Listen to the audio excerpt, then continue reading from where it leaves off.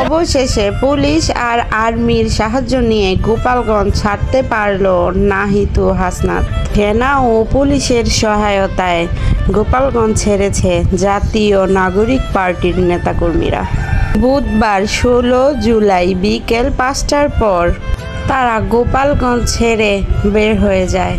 Police ও সেনা কর্মকর্তাদের কড়া পাহারায় 10টা থেকে 15টা গাড়ির বহরের মধ্য দিয়ে গোপালগঞ্জ ছেড়ে বের হয়ে যান নাহিদ হাসনাত।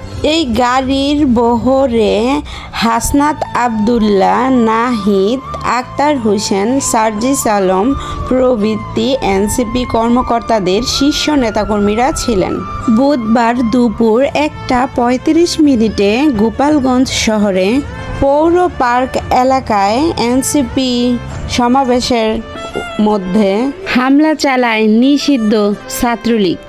এনসিপির সমাবেশের উক্ত মাইক, চেয়ার সবকিছু ভাঙচুর করে ছাত্রলীগ এবং এনসিপির নেতাকর্মীদের উপরও হামলা করা হয়।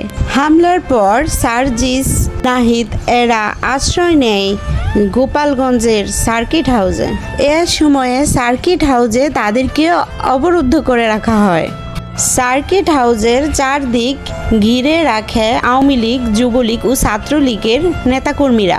অবস্থা বেগতিক দেখে সার্জিস আলম বলেন, আপনারা সবাই গোপালগঞ্জ চলে আসুন, আমাদের উদ্ধার করুন, আর আপনারা ঘরে বসে থাকবেন না। আজ মুজিববাদের শেষ দিন হবে গোপালগঞ্জে। সাথে সাথে অতিরিক্ত বিজিপি মোতায়েন করা হয় ঘটনাস্থলে।